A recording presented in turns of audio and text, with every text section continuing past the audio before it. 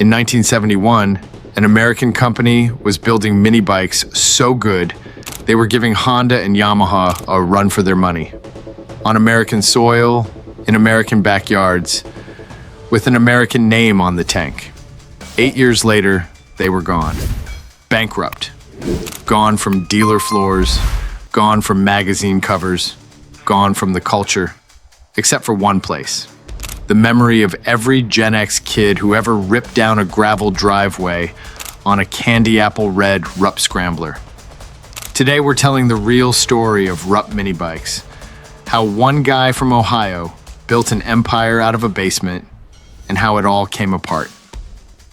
The origin, a guy in a basement. It all starts with one man, Mickey Rupp. Rupp wasn't a factory executive or a business school graduate. He was a racer, a real one. Long before his company became famous, he was obsessed with speed, engineering, and building machines that people could actually enjoy. He would eventually finish an impressive 6th place in the 1965 Indianapolis 500, proving his talent on one of the biggest stages in motorsports. But before any of that, in 1959, he was just a determined young man in Mansfield, Ohio, assembling go-karts by hand in the basement of his home, driven by passion rather than a big budget. That first year, his company, Rupp Manufacturing, was incredibly small, with only 8 employees and a modest 3,000 square foot workshop. There were no giant production lines, no corporate offices, and no nationwide dealerships.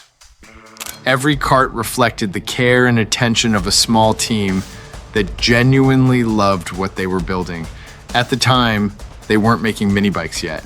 Instead, they were producing dart carts, compact go-karts designed for a country that was just beginning to discover backyard motorsports as an exciting new hobby. Then, in 1962, Rupp introduced something completely new, the Dart Cycle, the first true Rupp mini bike. It featured a small 2.5 horsepower engine, a simple but durable frame, and dependable drum brakes. By today's standards, it might not sound very impressive, but in 1962, it represented something much bigger than its specifications. It was a motorcycle-shaped ticket to freedom, adventure, and independence for any kid who could convince their dad to spend $150. That little machine marked the beginning of a brand that would soon become one of the biggest names in the mini bike world. The golden era, when Rupp was everywhere. Through the mid to late 1960s, Rupp didn't just make one bike, they built an entire lineup, and it reads like a highlight reel of everything great about American mini bike design. The Continental, the Scrambler, the Roadster, the Black Widow, the Chopper, the Hustler. Every model had its own personality, its own color scheme, and its own reason to exist. Whether someone wanted a rugged off-road machine or a stylish bike for cruising around the neighborhood, there was a Rupp built for that purpose, helping the brand stand out in an increasingly competitive market. By 1964, Rupp had added front and rear suspension, headlights, taillights, chrome fenders, and other real motorcycle features, all shrunk down into a machine that a 10-year-old could confidently handle. These weren't just simple mini bikes anymore. They looked and felt like miniature motorcycles. And the brand had a signature look. Bright, aggressive red bodywork that made every Rupp instantly recognizable, whether it was parked in a family's driveway, lined up at a local race, or sitting proudly on a dealer's showroom floor. This wasn't a niche hobby brand anymore. By 1971, Rupp Industries, they'd upgraded the name, employed 850 people. They had a 23-person engineering and R&D department. Sales were in the millions. They'd expanded far beyond mini bikes into go-karts, snowmobiles, and ATVs, proving that the company was no longer just following the recreational vehicle market. It was helping shape it. Mickey Rupp had built, from a basement, one of the biggest recreational vehicle manufacturers in the country. And he was doing it while Japanese manufacturers were beginning to flood the American market with cheaper, mass-produced competition. For a stretch there, Rupp held its own, earning a reputation for quality, innovation, and unmistakable American style. Why it mattered. The culture of owning a Rupp. Here's what made Rupp different from a mass-market import. These bikes felt like they were built by someone who actually loved riding.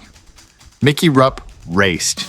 He understood torque, handling, balance, and what a kid actually wanted out of a machine. Instead of simply building the cheapest mini bike possible, he focused on creating something that was genuinely fun to ride and exciting to own. That passion showed in the design, the engineering, and the little details that made every Rupp feel special. Rupp bikes came with options: speedometers, luggage racks, mud flaps, crash bars, lift bars for trailering, and other accessories that let owners personalize their machines. You could build your Rupp the way you wanted, just like someone would option out a full-sized motorcycle, giving every bike its own unique personality. That attention to detail helped create a loyal following.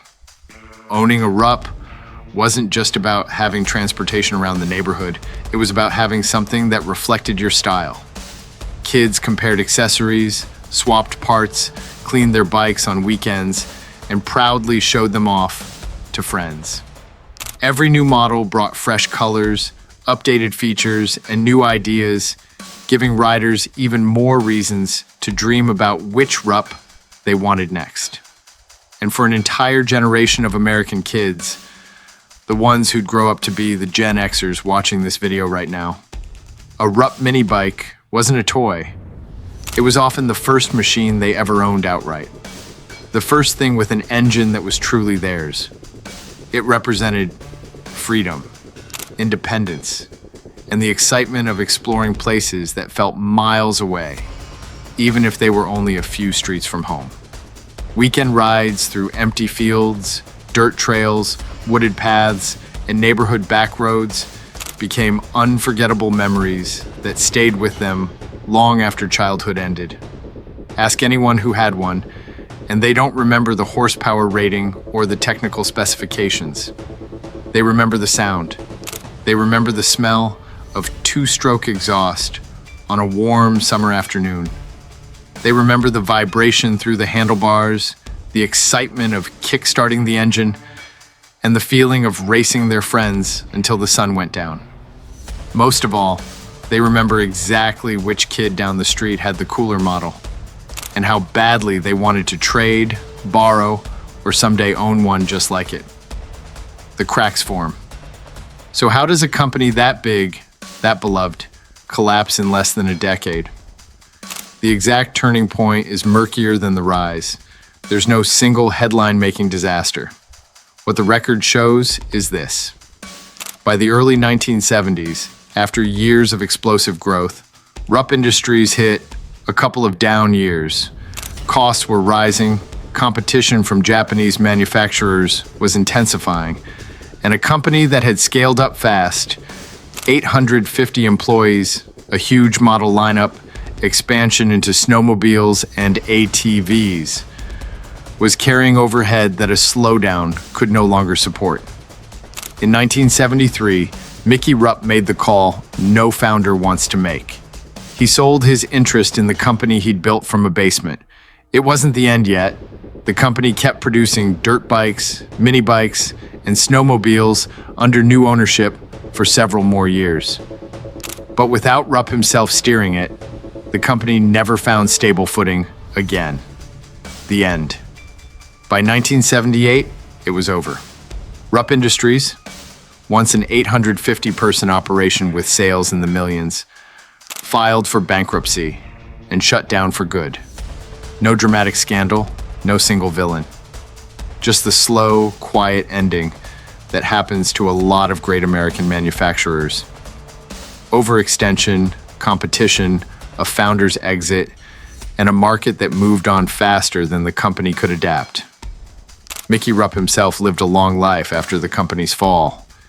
He passed away in 2023 at the age of 87, having spent his final decades watching his old machines become something he probably never expected. Legends. The afterlife. Why it still matters. Here's the twist ending, though. Rupp didn't really disappear. Walk into any vintage minibike forum today, and you'll find a passionate, active community of collectors and restorers who treat a rusted-out 1970 Rupp Scrambler like buried treasure. Full restorations can take 120 hours or more.